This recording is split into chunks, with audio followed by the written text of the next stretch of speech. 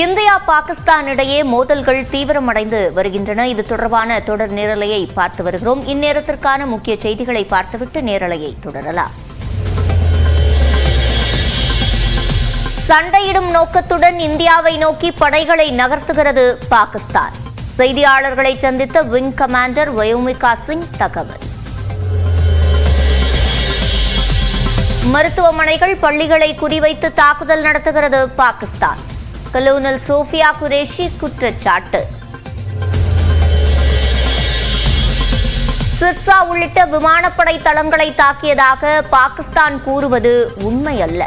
புகைப்படங்களை வெளியிட்டு பாதுகாப்பு படை அதிகாரிகள் விளக்கம். இந்திய தாக்குதல்கள் குறித்து பாகிஸ்தான் பொய்யான தகவல்களை கூறி வருவதாக வெளியுறவுத்துறை செயலாளர் குற்றச்சாட்டு. ஆப்கானிஸ்தானை தாக்கியதாக கூறுவது உண்மையல்ல என்றும் விளக்கம். பாகிஸ்தானின் சியால்கோட்டில் செயல்பட்ட தீவிரவாதிகளின் ஏவுகணை ஏவுதளங்கள் கண்காணித்து துவம்சம் செய்த வீடியோவை வெளியிட்ட பாதுகாப்பு படை.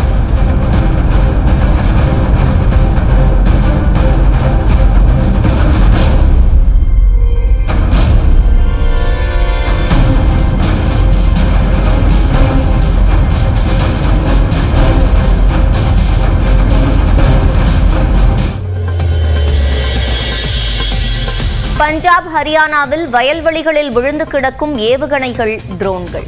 பாகிஸ்தான் வீசியவற்றை இடைமறித்து தாக்கிய இந்திய படைகள். பஞ்சாபின் அமிர்தசரஸில் அத்துமீறி பறந்து வந்த போது வீழ்த்தப்பட்ட பாகிஸ்தான் ட்ரோன். குஜராத்தின் கட்சில் தற்கொலை ட்ரோனை வெற்றிகரமாக வீழ்த்திய இந்தியாவின் L-70 பாதுகாப்பு அமைப்பு.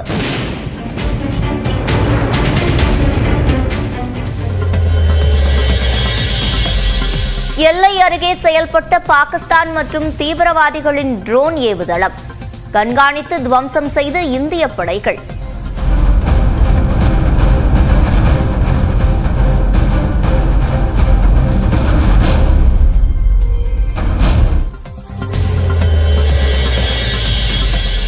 ஸ்ரீநகர் மற்றும் காஷ்மீரில் சுட்டு வீழ்த்தப்பட்ட பாகிஸ்தானின் 2 போர் விமானங்கள். விமானிகள் எங்கே என தேடும் பணிகள் தீவிரம். பாகிஸ்தான் நடத்திய தாக்குதலில் அரசு அதிகாரி உள்ளிட்ட 5 பேர் ஜம்மு காஷ்மீரில் பலி. ரஜோரி பகுதியில் மட்டும் அப்பாவி பொதுமக்கள் 3 பேர் உயிரிழந்த சோகம்.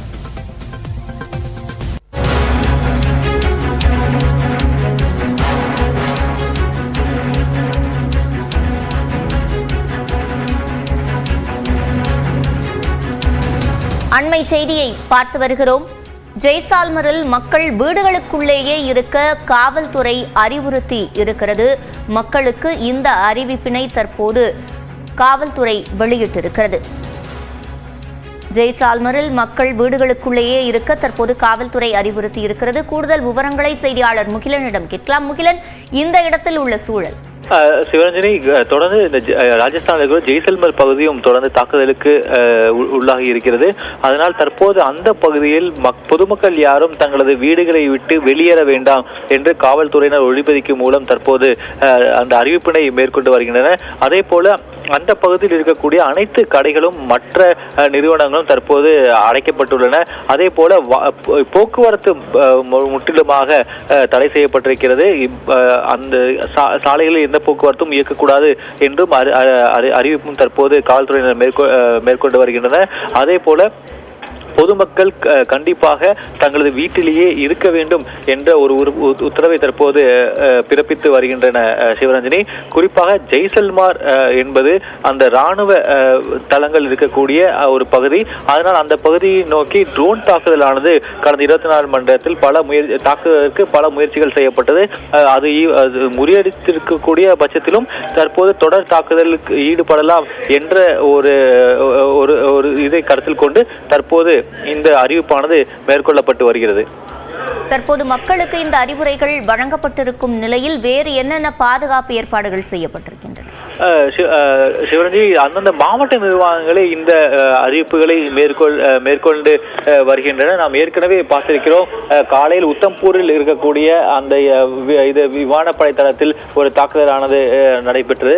அதைத் தொடர்ந்து பத்தன்கோட்டில் ஒரு தாக்குதலானது நடைபெற்றது. அங்கு பயங்கர சத்தம் கேட்டு கரும்புகை எழுக்கூடிய அந்த காட்சியை நாம் பார்த்திருக்கிறோம். ஆனால் தற்போது அந்த மாதிரியான ஒரு சூழ்நிலை இங்கு நடந்துவிடக்கூடாது என்பதற்காக தற்போது இந்த அறிவிப்பானது மேற்கொள்ளப்பட்டு வருகிறது. ஏற்கனவே கூறியதுபடி ஜெய்சல்மாரில் ஒரு முக்கிய அந்த அதாவது விமானப்படை தளமானது இருக்கிறது. அதனால் அங்கு ஏதேனும் தாக்குதல் நடக்கும் பட்சத்தில் அதை எவ்வாறு தடுப்பது போன்ற நடவடிக்கைகளில் தற்போது அவர்கள் ஈடுபட்டு வருகின்றனர். அதற்காகவே அதை கவனத்தில் வைத்து தற்போது பொதுமக்கள் யாரும் அந்த பகுதிக்கு வரக்கூடாது என்று தற்போது காவல்துறையினர் அறிவிப்பினை மேற்கொள்ள வருகின்றனர். ஜெய்சால்மர் மட்டுமல்லாது எல்லை மாநிலங்களில் பொதுவாக எந்தெந்த இடங்களில் இப்போது தாக்குதல் தீவிரமடைந்திருக்கிறது, என்ன ஏற்பாடுகள் அதற்காக செய்யப்பட்டிருக்கின்றன? சிவரஞ்சி, நாம் காலையிலிருந்து பார்க்கிறோம், ஜம்மு காஷ்மீர் தொடங்கி ராஜஸ்தான் பகுதி வரைக்கும், இந்த ஜெய்சல்மர் பகுதி வரைக்குமே தொடர்ந்து ட்ரோன்களை ஏவி தாக்குதலில் ஈடுபட்டு வருகின்றன. இன்றுதான் நமது பத்திரிகை சந்திப்பிலும் கேட்டோம், அதிவேக ஏவுகணைகளை பயன்படுத்தி இந்த குறிப்பாக இராணுவ மற்றும் விமானப்படை தளங்கள் மீது பாகிஸ்தான் தொடர்ந்து தாக்குதலை நடத்த முயற்சிப்பதாக தகவல் வெளியாகியிருந்தது. அதனாலேயே தற்போது இது போன்ற கட்டுப்பாடுகள் கொண்டு வரப்பட்டிருக்கிறது. மிக முக்கியமாக இந்த ஜெய்சல்மாரை பொறுத்தவரை இன்று அந்த F-16 ரக விமானம் ஒன்று அந்த பகுதியில் தான்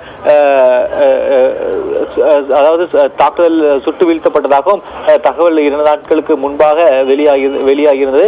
அதனால் தற்போது ஒரு பதட்டமான சூழ்நிலையை தொடர்ந்து அங்கு இருந்து வருவதால் அங்கு பொதுமக்கள் தற்போது யாரும் வெளியில் நடமாட வேண்டாம் என்றும் தற்போது அவர்கள் தொடர்ந்து அந்த அறிவுறுத்தல் வழங்கி வருகின்றனர். இதே போல மற்ற எல்லை பகுதிகளிலும் இதே மாதிரியான சூழ்நிலையை தான் நம்மால் பார்க்க முடிகிறது. ஏனென்றால் தொடர்ந்து எல்லை பகுதிகளில், குறிப்பாக ஜம்மு காஷ்மீர் பகுதிகளில் இந்த ஆர்டிலரி குண்டுகளை பயன்படுத்தி பாகிஸ்தான் தொடர் அத்துமீறலில் ஈடுபட்டு வருகிறது.